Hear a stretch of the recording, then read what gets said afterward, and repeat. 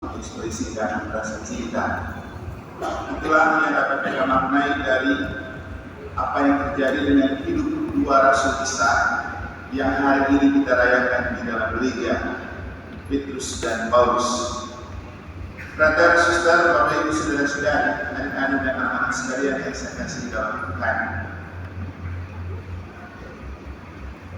Petrus sering dipandang sebagai peletak dasar gereja, karena kepadanya lah gereja itu diberikan dasar untuk dibangun. Dan dalam Injil pada hari ini kita menemukan kepada Petrus Yesus memberikan mandat, engkau adalah bebas di atas batu karang ini, dirikan jemaat Allah mau tidak dapat menghancurkannya. Itulah kenapa gereja itu kokoh kuat sampai sekarang. Bahkan ketika dunia itu selalu diterpa dan digiring oleh perubahan yang membuat manusia terlempar, gereja tetap kokoh dan kuat. Tapi kalau gereja itu sering ancam, dianiaya, dibenci dan bahkan dibakar, dia tetap bisa tumbuh kuat. Karena dia didirikan di atas dasar bukan kekuatan manusia, tetap kekuatan ilahi. Tadi saya menjanjikan bahwa bagaimana kita memaknai dan kenapa gereja menempatkan hari raya Santo Petrus dan Santo Paulus dua rasul besar itu pada saat setelah kita merayakan Pentekosta, hari raya Tuhan darah Kristus, hari raya hati kudus Yesus, dan hari ini hari raya Santo Petrus dan Paulus. Pertama, gereja itu lahir pada saat Pentekosta, dan gereja lahir di dunia sebagai lembaga kerajaan Allah yang pusatnya di surga. Dunia ini cuma cabang. Makanya Yesus selalu bilang kerajaan itu bukan dari dunia ini, tapi dari surga. Tapi Tuhan mau supaya kerajaan surga itu hidup di dunia ini, dan kita yang hidup di dunia ini terarah kepada kerajaan surga. Maka untuk menjadi gereja ini sebagai lembaga Tuhan yang ada di dunia, Tuhan mencoba membangunnya di atas dasar manusia di dunia. Itulah kenapa diberikan Petrus. Kalau kita berpikir dari segi Tuhan, ngapain kasih manusia yang lemah dan rapuh untuk urus di gereja? Ngapain bagi pastor yang lemah dan rapuh untuk urus di gereja? Kenapa tidak Tuhan sendiri saja yang atur? Tapi dengan itu Tuhan mau menunjukkan bahwa gereja juga lembaga manusia, lembaga Tuhan yang ada di dunia yang juga dimiliki oleh manusia dan perlu diurus oleh manusia. Itulah kenapa Petrus itu dipilih. Tapi Tuhan punya jaminan untuk menguatkan manusia-manusia yang menghidupkan gereja. Maka setelah diberikan Roh Kudus untuk gereja itu sah didirikan di dunia, maka Tuhan memberikan bekal untuk gereja itu sendiri, yaitu apa? Tubuh dan darah Kristus.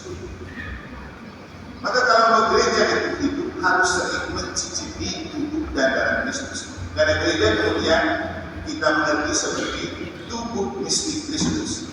Kalau gereja adalah tubuh mistik Kristus, maka gereja hanya bisa hidup dengan mencicipi tubuh darah Kristus. Maka kalau menjadi Katolik dan tidak pernah bisa, tidak cocok menjadi Katolik, dan gereja ini tidak kuat. Kenapa gereja Katolik kuat? Karena bisanya tiap hari kita bisa. Itulah yang membuat gereja itu kokoh, kuat, tahan banting dan tahan uji, kekuatan rohani. Kemudian selain dibekali dengan tubuh dan darah Kristus, sakramen utama di dalam gereja, Tuhan juga memberikan jaminan untuk darah dan air sebab mengalir dari hati Yesus ketika gereja mengalami kesulitan dalam pertumbuhan dan perkembangan. Karena darah dan air yang mengalir dari lambung Yesus adalah simbol sakramen-sakramen gereja. Dan dalam gereja Katolik, kenapa ada banyak sakramen? Karena itu adalah simbol kerahiman Allah untuk mengadakan kekuatan ilahi. Maka dalam gereja Katolik penuh dengan sakramen. Dan orang Katolik harus mencicipi sakramen supaya gereja Katoliknya hidup. Tapi cari di gereja lain, ada sakramen yang tidak ada. Cuma gereja Katolik yang bukan sakramen. Sakramen itu seperti menu atau makanan rohani yang disupport oleh Allah untuk kita cicipi supaya jiwa kita kuat, sehingga gereja ini bukan hanya hidup sebagai sebuah bangunan megah, tapi terutama sebagai sebuah kekuatan jiwa yang kuat, tahan banting dan tahan uji dan tidak mudah rapuh. Kenapa hidup manusia itu gampang mudah rapuh? Atau kenapa lembaga-lembaga lain di dunia itu gampang rapuh? Tapi gereja ini sudah 2000 tahun tidak pernah musnah atau rapuh, dan tidak akan pernah musnah. Karena kekuatannya adalah Roh Allah. Nah, pada titik inilah kita bisa coba menjawab pertanyaan.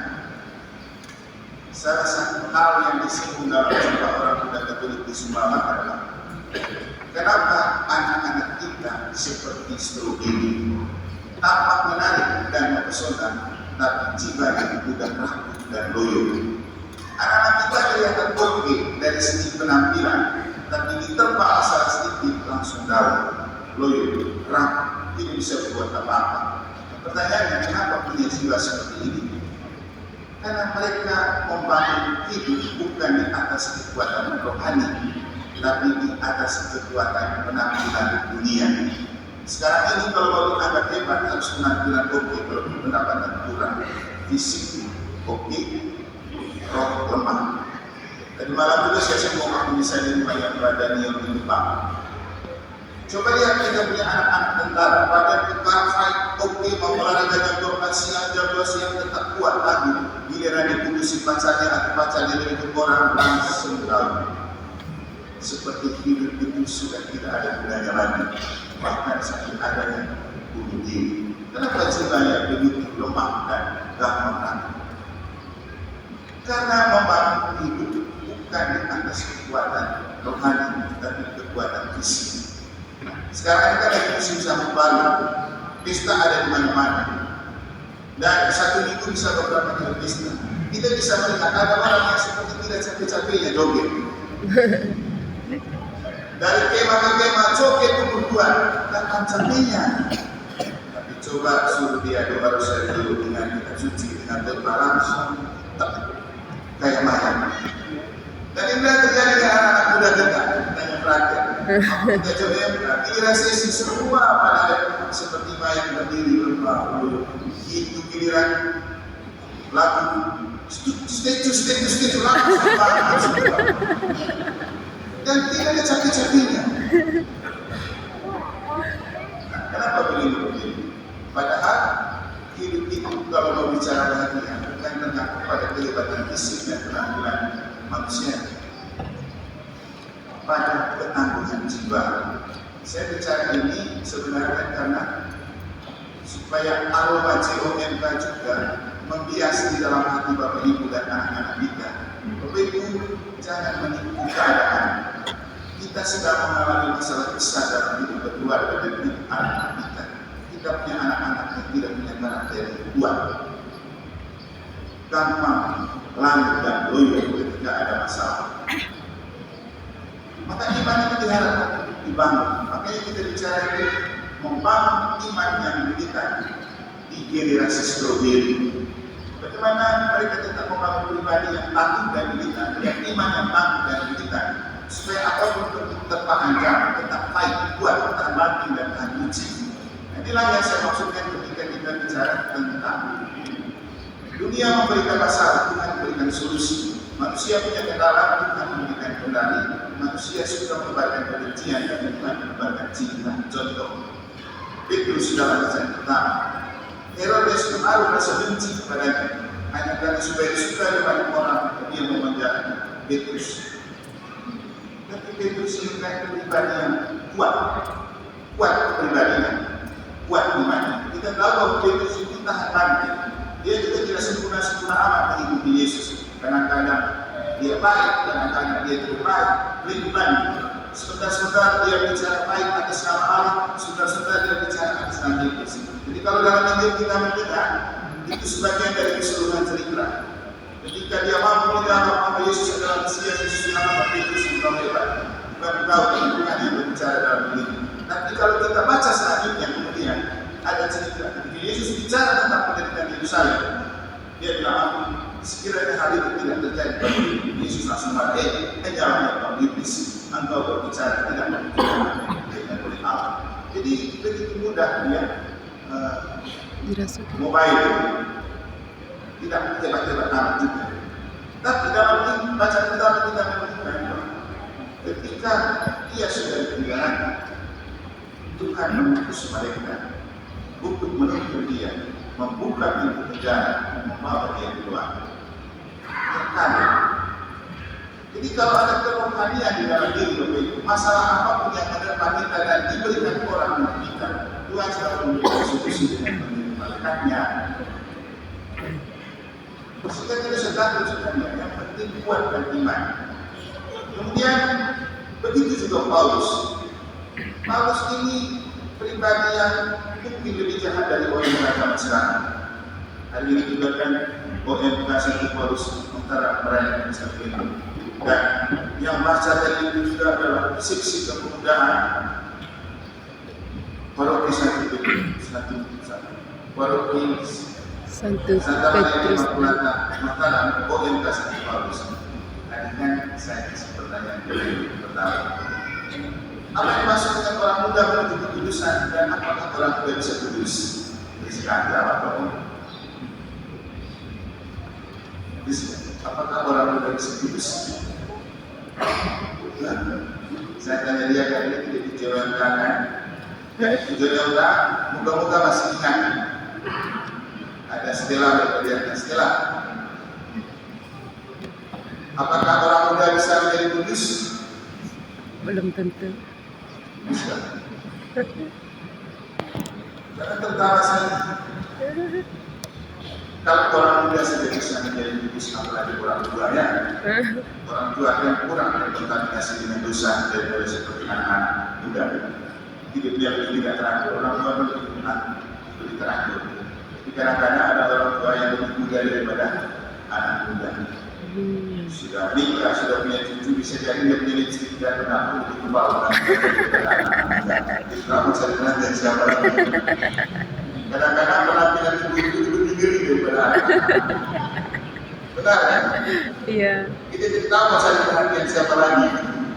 Tapi ini yang penting bahwa semua orang punya uang kudus. Dan bukan di dunia ini kita menjadi orang kudus. Petrus dan Paulus itu orang masa mudanya rusak juga. Tapi kemudian menjadi orang kudus. Paulus itu paling benci yang ada di provokator ada di dia, membunuh ada di dia, lengkap Pak, jauh lebih baik daripada itu kalau jauh sama kalau lebih kalau menggur. Tapi Paulus itu paling rusak. Kemudian dia jadi orang kudus kan, langsung besar. Kenapa?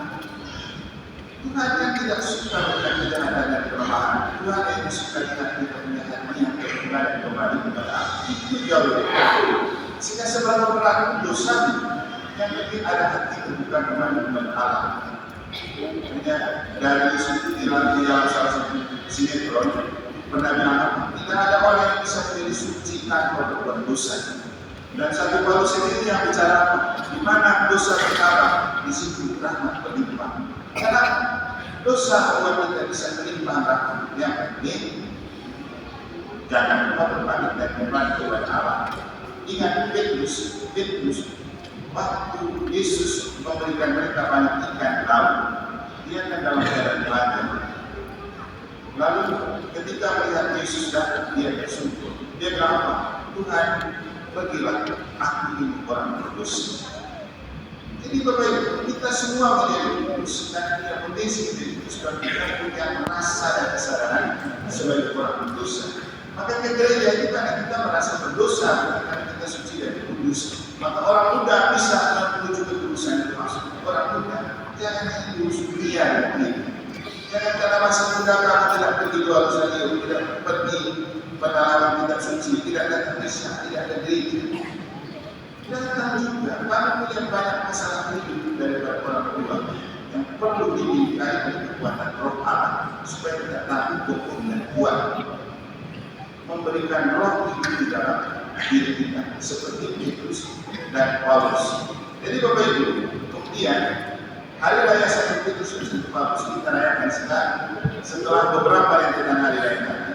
Itu karena Tuhan mau mendirikan gereja yang dunia di atas dasar manusia dan kita semua adalah batu-batu hidup di tangan Tuhan untuk membuat gereja ini terbangun, tersusun dan hidup. Jadi kita dibatu-batu di tangan Tuhan. Tapi kita akan menjadi betul-betul bahan bakar kalau tidak ada roh hidup di dalam diri kita. Tapi kalau Roh Kudusnya hidup di dalam diri kita, kita akan menjadi batu penjuru. Walaupun dibuang ke dunia, kita akan menjadi batu penjuru seperti Petrus dan Paulus. Mereka memang dibuang oleh dunia, tapi dibantu oleh Allah lalu menjadi batu penjuru.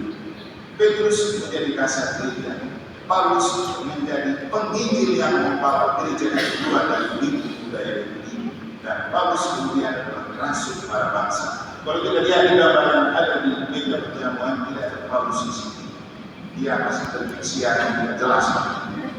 Dan kemudian dia menjadi rasul para bangsa, karena dia adalah rasul yang berani keluar dari lingkup budaya Yahudi untuk mengatakan Injil ke budaya yang lain. Makanya Paulus adalah rasul yang ngotot untuk kalau mau jadi pengikut Yesus tidak perlu sunat seperti budaya Yahudi.